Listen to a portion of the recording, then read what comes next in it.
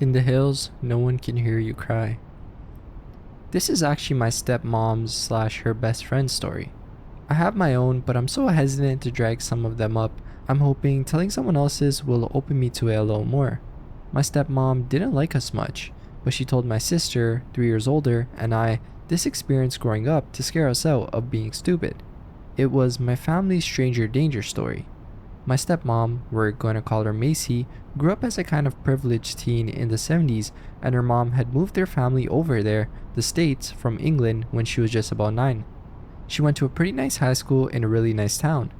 There, she made friends with a girl, Lily, who didn't exactly run with Macy's type of crowd, popular, stereotypical, etc. They really hit it off, and Lily would take Macy out to do her type of stuff hiking, fishing, sailing. There's even a hilarious set of pictures of them camping. My stepmom has raccoon eyes and looks like she hates everything. Anyways, because of Lily's influence, the two of them would do stuff like that a good amount. One Sunday, they decided to hike in some hills about an hour away. Macy put on what I'm sure were her extremely expensive hiking shoes, and the two of them drove off to the hiking trails. Lily parked in this big clearing with makeshift parking spots, like a piece of wood marking the head of a space, but there were no other cars there. They started hiking up the hill off the path because Lily fancied herself as something of a badass. The hike was nothing extraordinary. If you asked my stepmom, she would just slam it for 15 minutes how sticky and buggy it was. Anyways, they reached the top of the hill and my stepmom was done. The polished, pampered side of her was coming out, and she groaned until Lily begrudgingly said okay. They would rest and then walk down again, slower. They had been heading down the hill for maybe 10 minutes when Macy started bitching again. Lily conceded to walking down the side of the road instead of the rough hiking trail. So there they are, probably looking like a couple of tools geared up for hiking and walking down a crappy road, and after not even 5 minutes, a truck pulled up next to them. It was red and rusty, and just generally looked like a clunker. The guy driving rolled down the window and the girls looked in through the passenger side window. He had a big beard, a baseball cap pulled down, and long brown hair.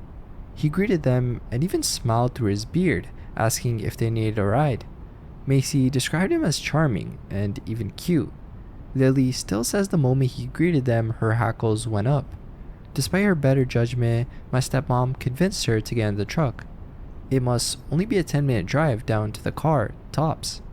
The two girls opened the passenger's door to this rusty old thing, and the guy directed them behind the seat to get into the back. They settled in and the truck started rumbling forwards.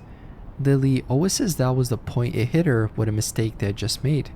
The backseat was clean enough, but there was a rope on the floor behind the driver's seat and 4 boxes of saran wrap half hanging out from under the passenger seat.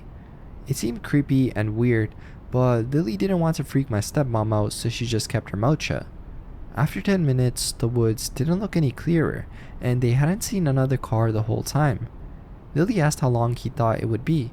He said he was taking a different route down the hill and had to stop somewhere to get something first.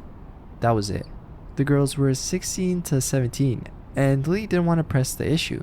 She was scared. She could remember his hair because she was sitting behind him. He looked like a woodsy guy, but his hair was super tangled and dirty. She noticed crusted mud on his collar and tried to find something identifiable about him, but just got more scared the more she picked up on little details. He was youngish, strong looking, and had a 1 inch on both of them. So they didn't ask any more questions, and he didn't offer any information, and they drove on.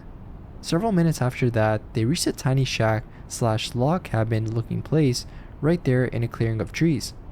There was an old stump where someone had been chopping wood and a huge axe stuck into the log. Lily was definitely on red alert now. The guy turned off the truck and slipped out of it saying, "I'll be right back, don't get out," and he disappeared into the house. Lily tried to talk to my stepmom about how she was incredibly uncomfortable, but she mostly just dismissed it. Lily started begging, increasingly freaked out, and finally put her foot down, demanding Macy exited the truck with her. So they got out and walked around the front of the vehicle. The house was about 50 yards in front of them. Why this guy would have left 2 young girls in the truck alone while going into the house is beyond me, and they wandered around, looking at it hesitantly. If this guy really was decent and just trying to give them a ride, it would be super rude to just run off, right? My stepmom had this strict upbringing when it came to manners and a public persona, and she saw it as an issue of that nature, so she actually started to head back to the truck, opening the front door to climb in behind the driver's seat. Lily was pissed off and followed her to yell some more. On the driver's side floor, half hidden under the seat, there was a big hatchet. It had dried red/brown stains covering the blade and stuck to the floor under it. Lily understandably lost her shit, and seeing it, my stepmom started getting hysterical. They decided that leaving was by far their best option at this point and just booked it off the side of the property into the trees. They bumbled around the trees for a while until Lily was fairly confident they were on their way back down the hill. My stepmom cried all the way down. Lily felt bad about it, but was also completely freaked out that he would hear it, but kept trying to calm her down. When they finally got back to the bottom and saw the old wooden fence that surrounded the original parking area, they were relieved. But as soon as they got closer, they saw it. The truck. It was parked on the other side of the gravely makeshift lot, just sitting there facing the other way innocently.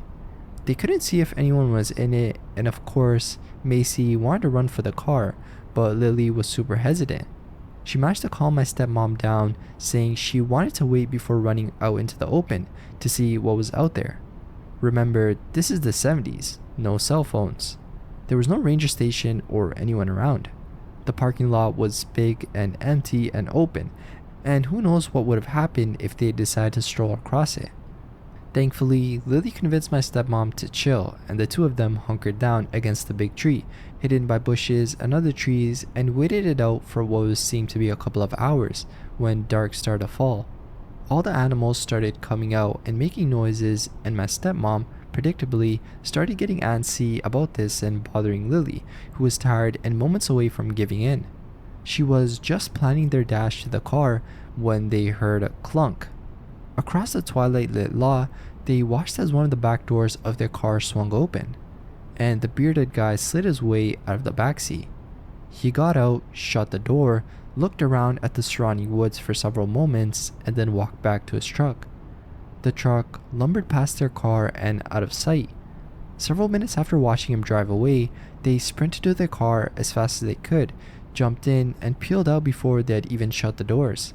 If this guy is still alive, he's really old, but still, that's just not me. I think there's someone living in my shed. Title says it all, but it also doesn't say anything. Lately, I've been noticing something off about home, like there's something else there with me, my wife, and our two dogs, but I have not been able to put my finger on it until today. For some context, I live in a duplex. We share the property with another guy in his mid-20s. He has his own house and we have ours, but we share the laundry room that leads to our respective backyards that are separated by a fence. This all started around 2 months ago when the guy sent me a text. "Hey man, just a heads up, someone stole my bike out of the sunroom." This is extra creepy because to get to our sun/laundry room, you would need to hop the brick fence surrounded by shrubby trees and then hurl the bike over.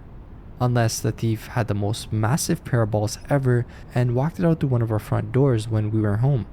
Either way, I didn't feel right and made more of an effort to keep the door locked. Fast forward to a couple of weeks ago. I let my dogs into the backyard and one of them starts sniffing at the shed.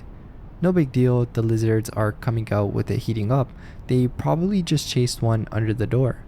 I finally got them to come in but didn't give it much thought. I hardly ever go into that shed. Nothing wrong with it, it's just kind of out of the way, and I'm not really a hang out in the shed type of guy. So we generally use it for storage. Suitcases, furniture that doesn't fit/match the house, camping stuff, boring suburban shit. We probably enter it maybe 3 times a year. After the 18th day in a row of my dogs being curious about the shed, I decided to have a little look-see to see if maybe there's a Komodo dragon or something in there, since they wouldn't let this thing go. Nope, no Komodo. But what I did find literally made me piss myself just a little bit, just a few drops. Inside the shed was the bike that my neighbor had stolen a little while back. My first thought was, oh fuck, my wife is a klepto, but quickly ruled that out. She doesn't even like to bike. Then I was briefly worried that my neighbor thought that I was the thief. I mean, it's my shed. I don't know how to explain that if he found out, Plus, I wanted to give him his bike back. I kept looking around and found one of our sleeping bags unraveled but balled up behind a box. Inside of it was a sack of what looked to be around $20 in change and singles. There was also a bag for garbage and had lots of food wrappers inside. Eventually, my brain accepted what it was ultimately denying at first and put two and two together. Someone, I don't know who, is living in my shed, or at least was. Maybe my dogs spooked them off, or maybe they sleep there every night and leave during the day. If they weren't coming back, why would they leave the change? I left everything how I found it and thinking about what I should do next. Whoever did it must have gotten through the spare set of keys I kept hidden in my backyard. I locked up and brought them inside with me tonight. Hopefully, whoever it is gets the message and moves on. Crawling humanoid in Oregon. This started a few weeks ago, and I'm honestly scared and wondering if anyone has experienced the same. The first time I noticed something, I was in a public place, a restaurant to be exact. It is a semi-expensive place where the waiters and waitresses wear white button-down shirts and black slacks instead of polo shirts and aprons. It was about 9 o'clock at night, and my father, my girlfriend, and myself were well into eating our food. The restaurant was kept dark and we were in a booth, but from the corner of my eye, I spotted something down the rows of empty booths and tables. It looked like a waiter, at least the clothes looked similar to one, but with very long dark hair. Whomever it was quickly crawling on the floor. It was fast, but it looked exactly like someone on their hands, ass tilted up, crawling on all fours.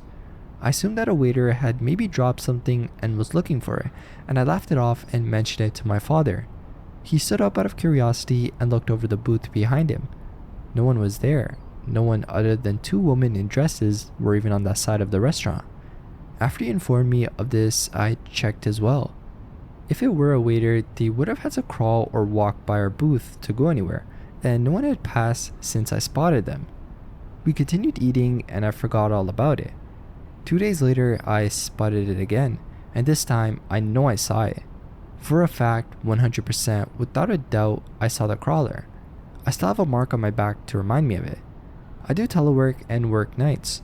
My job consists of answering after-hour calls for some local doctors' offices, taking messages, putting important calls through to the after-hours doctors, and recommending patients call 911 if they call with real emergencies. We handle a total of 16 different offices in the area, but we aren't exactly busy. 3 to 4 of us work in a small ground floor office during the night. My cubicle and terminal face a large window that looks out to the parking lot on the east side of the building. Every Monday, Thursday, Friday, Saturday, and Sunday, from 9:30 p.m. until 8 a.m., I sit at my desk and answer the occasional blinking light. It was a Thursday night, and I hadn't taken a phone call for the 3 hours I'd been there. As I leaned back in my office chair, playing a game on my phone, I saw it. Illuminated by a light pole that sat on a little concrete island just out of sight on the right side of the large office window, a figure rapidly crossed in front of the window. It moved fast, and I saw the shape of it from the top of my vision as I played my game. I lowered my phone and looked ahead into the dark outside the glass, and it crossed once more. It looked human, mostly. The hair was very long and unkempt, and what I had originally thought was a white shirt was actually tattered cloth that looked like it was once a shirt or the top of a dress. Discolored but still light. Its head was turned unnaturally to the side as it scattered across, staring in with a blank look. The eyes were sunken along with its cheeks. The mouth hung open and crooked, like what I would expect from a corpse. I couldn't make out teeth, couldn't see pants, but the back end of it was caked in filth. The back legs were skinny and malformed, possibly from walking on all fours with its dirty rear end arched up to the sky. I screamed when I noticed the face staring in and fell backwards in my chair, hard. My coworkers came over to see if I was okay, and I immediately told one, a large gentleman, to go lock the doors that led out, and told the other two, a bearded guy we called Finky and an older woman that never really talked to us, to go look out the window. No one saw a thing. No shapes, shadows, nor lights. No sounds came from outside, and nothing shook the doors. Only I had saw the thing. I asked Finky, who was my supervisor, if I could go home early. Seeing that they thought I was crazy, even though I knew well enough to not describe what I saw to them, I made up a story about being through some stressful things in my home life and not sleeping well. In truth, everything has been fine up until this, and sleep was never an issue before. The story worked, and Finky gladly sent me home for the night. I walked to my car with my key positioned between my fingers. Should I have had to punch whatever that thing was, I wanted whatever advantage I could get. Doing a slow, nervous run, if you have ever been put in a position like this, you know the run I'm talking about. I made my way to the Subaru Impreza and jumped in, immediately locking my doors. Instead of driving off immediately, I sat in my car with the engine running, scanning the parking lot. There was some concern from my coworkers, and honestly, I was fully mentally prepared to run down whatever in the hell this thing is. When I realized it wasn't anywhere to be seen, I drove to the parking lot around the office buildings and few cars that sat in the lots looking for a sign of it. It was nowhere to be seen. I live in a 25-minute drive from my work, a 25-minute dark drive through empty streets. During my drive, I thought I saw it twice in two separate alleyways, but this could have been my overactive and stressed imagination. The possible sightings did nothing to calm my nerves, but I made it to home safely. My house is small, a 2-bedroom, 1-bath, single-story house with siding and a single car garage. I never park in the garage because I use it for my drums and exercise equipment. This night, I'd wished it was empty, if only to provide safety for me when I got out of my car. Sadly, the only option was parking on the street. I parked and got my nerve up, opened my door, and ran to the front door of my house. Unlocking my door, which usually takes a second, took almost 30 seconds because I was shaking so bad. Funny how fright ends up breeding more frightful situations. In an ideal world, we would keep our cool and act smartly, but that is rarely the case. Once I was in, I hit the alarm on my white all-wheel drive Chariot and locked my front door. I turned on every light in the house and did a thorough check. By now, I realized that whatever it was had probably followed me. That chance wasn't to blame for me seeing it at a restaurant and then at work. Most people never see something like this. Yeah, I saw it twice.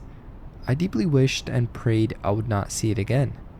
Grabbing my baseball bat and a knife from my kitchen, I posted myself in a watch position on my couch and silently sat watching the front door and the windows, with the blinds closed. Even if it was out there, I didn't want to see it. An hour or 12 passed as I stayed in this position. Time ceased to exist as I nervously waited for it to burst through my window or door and come out running at me like a happy dog. Then my car alarm went off. I sat in my bright Fortress and at first thought it was an electronic beeping from one of my tablets, partially because I was so focused on sight that I'd put my ears in a standby state, partially because I'd never heard my own car alarm before. It took me much longer than it should to figure it out, but I eventually did, and every chill possible hit me. Pulling my keys out of my pocket, I started hitting buttons to shut it up, and one did the trick. I now knew something was out there. Thoughts of it crawling out of my trunk once it knew it was safe started to creep up, wondering if the clearance on my car provided enough room for it to hold on were asked. Most importantly, I began to ask just how fast the damn thing could move if it was so inclined. Thoughts and minutes passed in unison, and the alarm went off again. I didn't look out. I wasn't going to look out. What I did was call the police and tell them that a woman, my best guess at that point, was outside fiddling with my car. Realizing that time could be of the essence, I added that she was banging on my door at that point and maybe had a weapon. Yes, I lied through my teeth, but I would like to see anyone explain to the emergency operator that they saw a crawling humanoid that was following them. Even better, I would like to see the kind of police response time you'd get when you told that story. The police were quick, but I won't waste time with the play-by-play of nothing. No one was out there. They hadn't seen her galloping down the road. Galloping will be used again. There were no dents or prints or dead-eye glints. Nothing. So they did what they could and left me a card and advice to lock my doors. Sleep didn't come that night, and it wasn't until about 11 a.m. that I'd even lay down. On my couch with my knife and baseball bat within reach.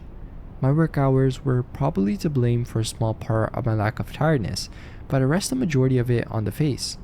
I called out of work not feeling well when I woke up at 6 p.m. The opportunity of being at home without any obligations was fully wasted for most of the evening. I didn't even text my girlfriend. To be honest, I probably forgot I had a girlfriend, a father, my middle name. It was just nerves driving my very little moment. I pissed a few times, reluctantly, and sat on my couch waiting for horrors unseen. The night passed and relief came. My car never screamed from a disturbance, no noises other than a clock ticking and the occasional car passing. I started to believe I was safe.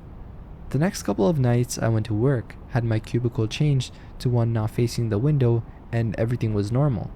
My first day off came and I spent it with my girlfriend.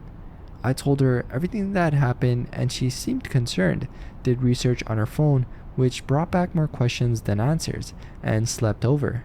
It wasn't until the next day that everything went sour. I had agreed weeks in advance to cover half of one of my coworkers' shift on this particular Wednesday, the first half. The trade-off was that they could cover the first half of my Friday shift. The guy worked 2 jobs and was picking up someone from the airport and wanted to go out to dinner, and being me without any real life on weekdays, I accepted. The shift went fine and I got off at about 12:45 when he came in. After saying my goodbyes, I left. Nothing was waiting in the parking lot for me and I wasn't overly concerned anything was. I turned on Bluetooth, began playing my music, and started to drive home. The street that leads to the office buildings is somewhat long and dead ends at them. Streetlights sprout up along the 2-lane street. Cars don't come down unless they're going to the offices, and only our office has employees at it at night. The street is a dark, lifeless thing once work lets out. Tonight, it wasn't so lifeless. As I turned on the street, I saw something next to a tree on an island at the corner. At first, I thought it was a bicycle. Thinking about it, a bicycle somewhat fits the strange shape of this gaunt figure. Obviously, it wasn't a bicycle. I knew this once I saw it move. Once I saw it had long hair and a face with a slack jaw. And then it began galloping. I passed it as the sprint began. To say I was freaking out would be an understatement at best. Watching in my side view mirror, I could see it was keeping pace on the shoulder of the street just behind me, disappearing in the darkness of the first few street lamps. I gunned it once my brain acknowledged I was in a car. Okay Google, I kept screaming to tell my phone to call anyone at all, but my panicked voice was blending the words too much for it to recognize I was speaking to the damn thing. I made the mistake of taking my eye off the side mirror to grab my phone, and with phone in hand I looked back. The creature, head cocked, like when I saw in the window, was next to the back driver's side door. I swear I was doing about 60 miles per hour at this point, but I wasn't looking at my speed. It kept hopping and breaking pace to try to grab onto my car, only to miss, or on one occasion, rapidly tap the dark outline of a hand on my fender and would have to catch itself and gallop faster once more. The road was coming to the intersection and I was more scared than I'd ever been. The road dead ends at the intersection and I would have to turn either right or left to go home or right to go towards the desolate industrial area further outside. Either way, I would have to slow down, but would have to slow much further and cross right in front of this path to turn left. So right towards absolutely no help it was. I ran the red light and skidded around the corner. I only let off the gas long enough to make it and immediately pushed all the way down once my car was facing the right way. Still, I slowed and I watched the top of its head bob up right next to my window and it kept running straight without the time to correct its course. I watched it run out into the field across from the road and disappear. Sure, it would return behind me on the road shortly. I didn't slow. But I did look down and dial my dad. He picked up after too many rings and I frantically began telling him what was going on. He offered to stay on the phone with me but told me what I already knew. I was heading towards absolutely nothing and whatever this was would find me helpless out there. I had to turn around. Once I had enough distance, hoping that it either gave up or was finding a shortcut to cut me off well ahead, I turned around and started to drive back towards civilization. As I passed the intersection of my work, I began to have a panic attack. My father told me to get a hold of myself and drive to his house instead. He had a gun and I could sleep there for the night, an offer I eagerly accepted. So to his house I drove, and I realized very late into the drive something I feel no shame in admitting. At some point during the chase, I had pissed myself. A grown man, a 6'1" man that worked out and had fights he won in high school. A man that drank dark beer and talked shit with the best of them. A guy whose dad would take him hunting when he was a kid, that camped in dark forest with nothing but a knife and compass. A guy who always considered himself pretty tough like his old man, thoroughly pissed through my clothes. Never will I find myself tough, I've met my match 1,000 times over. My dad is tough as nails, and when my mom was killed by a drunk driver 10 years prior, he had snapped into kick-ass mode and took care of everything without a tear. If he did cry for the woman that I know he loved more than himself, it was never in front of me or my younger sister. He worked for 30 years doing manual labor and preferred whichever way possible to strain the shit out of his body. His arms are the diameter of most men's heads. He is as tough as nails. Hell, nails would bend just looking at him, even though he is pushing 60. But it was an hour and a half drive to get to his safety. Once again, I thought I saw the creature a few times during my drive, but nothing gave chase, and after some silent nervous driving, I found myself pulling up to his house. He was outside waiting in a t-shirt, dickies, and boots, holding his shotgun. He waited for me to wait in the car and began searching my vehicle, even had me pop the trunk. After determining it was safe, he had come in and told me to go up the second story where my childhood room was. He had extra pants waiting on the bed for me. I told him of my accident while on the phone during the entire drive, and I changed. Then I passed out from emotional exhaustion. The next morning, I woke up at 7 a.m. and went down my stairs. My dad was awake, sitting in his living room. He hadn't slept. He kept watch in a much calmer and organized way than I had. As soon as I walked over to him, he looked at me, tired but alert, and said something that put me right back into a state of fear. Your mom saw it too. He proceeded to tell that my mother had mentioned seeing a woman crawling around one night when I was little, maybe 5. We were at a park and it was getting late and I was being fussy while walking with her. Something like me being tired from running and wanting her to carry me, and when she picked me up, she saw what she thought was a naked woman crawling on the other side of the park. She quickly walked me back to the car and left. She has never mentioned seeing it again, but my dad remembered this conversation because she wanted him to call the police, and he had, in case some kid got hurt or abducted by a crazy person. So my dad and I hung out and rechecked the car. We went back to my house and checked it. He bought me a camera for my car and a camera for my house. He was concerned, my girlfriend was concerned as well. Both offered to stay at my house with me, and I picked her, and for over 2 weeks nothing happened. Unlike last time, I didn't calm down. Every day I kept watch. Driving was terrifying even during the day. Everything was a chore and a lesson in fear, and I started to believe that my girlfriend thought I was crazy. 2 days ago, that changed, and she recommended that I do more research, which brought me here. 2 days ago, technically 2 nights ago, we had come back from Walmart and we forgot to lock the door. It is a new habit and we slip occasionally. She had left a bag with her drink in it in the car, and we didn't notice it until we sat down to watch Netflix. About halfway through an episode of that 70s show, she stood up and walked towards the door. Forgot my soda in the car was all she said. She wasn't afraid of it because she hadn't seen it, and nonchalantly opened the front door and walked out. I heard the loudest scream I ever heard and jumped up and ran towards the door, meeting her as she ran in hysterical. She pointed out the open door at my car and I peered out. The back door of my car was wide open and the interior lights was on. The interior light that lit up the slack-jawed, gaunt face of the creature sitting in the backseat. Its neck and face were stretched forward between the front bucket seats like an eager passenger having a conversation with an absent driver. My heart sank to my groin and I slammed the door shut and told my girlfriend to call 911. By the time the police arrived, she had told them too much and I'm sure they thought we were crazy or playing a prank. The creature had left. The back door of my car sat wide open and the police suggested that a friend or some teen was playing a prank on us. My girlfriend cried through the whole process. She believes me now, and after the police left, recommended that I put feelers out regarding this before asking me to drive her back to her place. My girlfriend made it clear that she will not be staying over with me anymore, and that while she loves me, she doesn't want me to stay with her during the night. I don't blame her. For now, I'm staying with my dad, but I still have to work and I'm still very afraid of whatever this is. Surely, I've not seen the last of it, and hopefully it goes away, or one of us kills the damn thing.